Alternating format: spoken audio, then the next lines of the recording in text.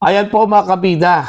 Ito naman po, balik naman po tayo sa issue po ni Colonel Hector Grijaldo. Ano po, na? Kawawa na po. Ito hong si Colonel Grijaldo mga kabida. Gusto hong lumabas, humingi po ng furlough para dalawin lang sana itong kanyang hong inang o kanyang mother-in-law pala, no? Na nakaratay po ngayon sa isa kong bahay pagamutan, ano? Dahil ho sa kumatos po ito. Hindi ho pinagbigyan. Okay? Hindi ho pinagbigyan ng House of Representative. Ano po? Okay? Yan po yung pag-uusapan po natin dito ho sa aking vlog for today. And bago yan, isang magandang umaga sa lahat at welcome po mga kabida sa aking channel. Sa mga hindi pa po subscriber, please subscribe. Just click the subscribe button, click the notification bell, click all para updated po kayong mga kabida sa aking mga uploads. Eto. Pag-usapan po natin ito hong sitwasyon po mga kabida ni Colonel Hector Grijaldo. Naalala niyo pa ba itong si Colonel Grijaldo mga kabida? Siya lang po yung police officer po mga kabida na kinontempt po ng Quadcom, no? Diyan ho sa House of Representatives.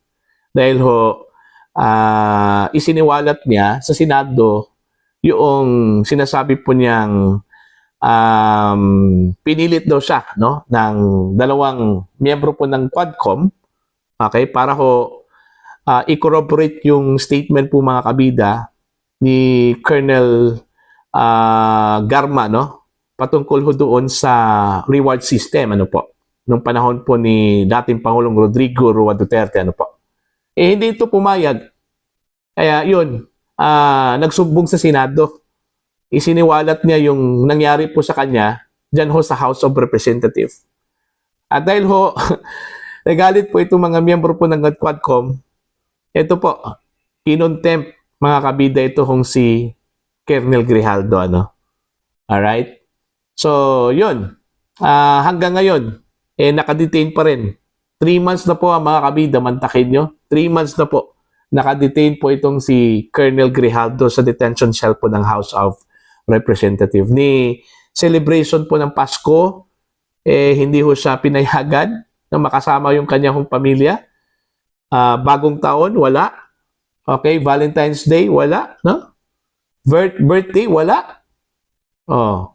Itong request po niya na furlough, hindi ho pinagbigyan daw ano ng Quadcom. I don't know kung nag-exist pa ba itong Quadcom ngayon, ano po, no? Tapos na po yung kanilang investigasyon ano? Ito po. Babasahin ko po mga kabida. Ito pong post po ni Miss Joey Divieb, ano po? Posted po ito mga kabida 11 hours ago. Ano po? Okay, ito. Nag-request si Colonel Grijaldo ng furlough para madalaw ang kanyang mother-in-law na nakumatos. Okay? Hindi siya pinagbigyan. Kawawa naman. Grabe naman itong house. Yung sweldo ni Colonel Grijaldo na ipinakiusap sa Senado at nilabanan ni Senator Bato hanggang ngayon ayaw pa rin i-release. Okay? Most likely ng PNP, ano? Pasko, bagong taon, birthday, Valentine's, wala. Hindi ko pinayagan mag-celebrate. Ano po, na? May cause po talagang lumaban sa tama. Let us make sure Colonel Grijaldo is not fighting alone. Please send your love and support directly to Colonel Grijaldo's family. So, yun po yung post po mga kabida. Actually,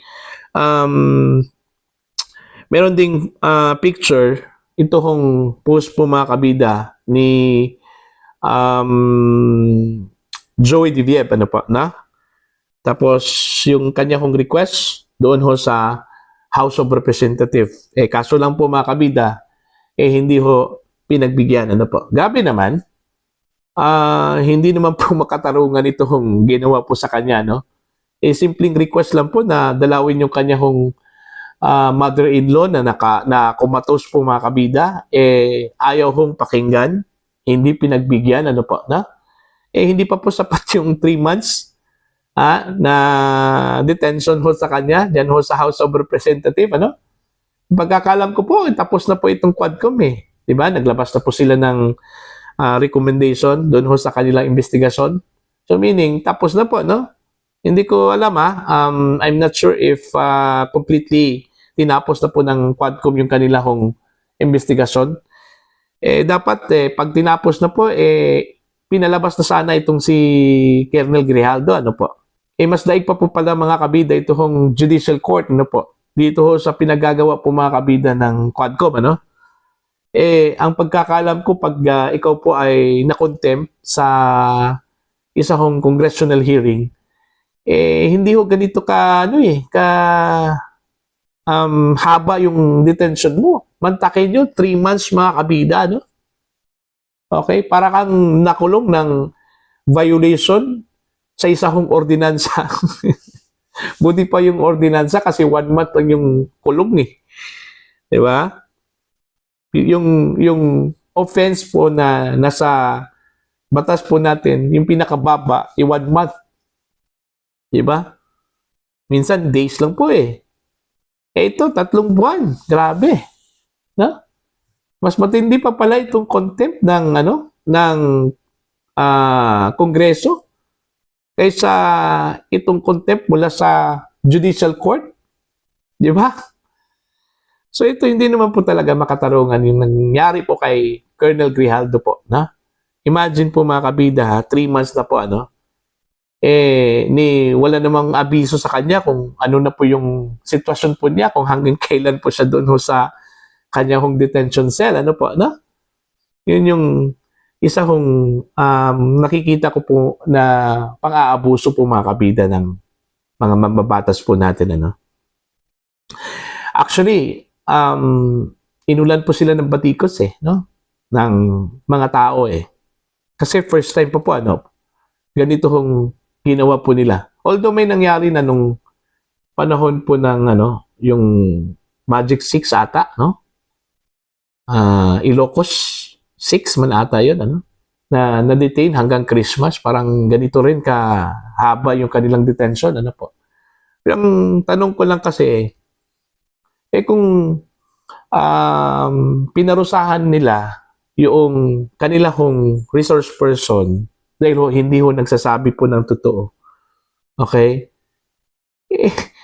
Pwede naman po nila kasuhan yan, di ba? Hindi ganun Hindi naman korte itong House of Representative na magbigay po ng parusa ng katulad po sa ginawa po nila kay Colonel Grijaldo, Gaano ba katindi yung kasalanan ni Grijaldo?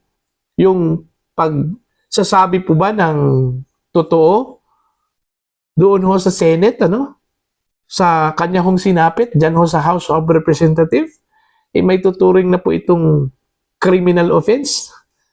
Ha?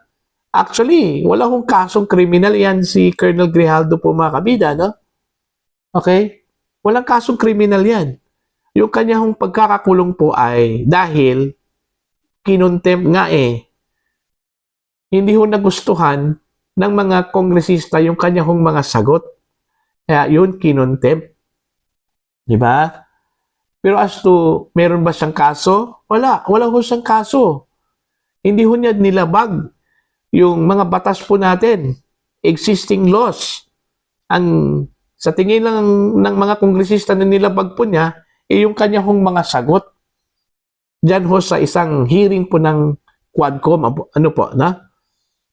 So, yun po, napakasakit yung sinapit po mga kabida ni Colonel Grijaldo. Buti nga yung iba pong mga na-contempt like Colonel, si General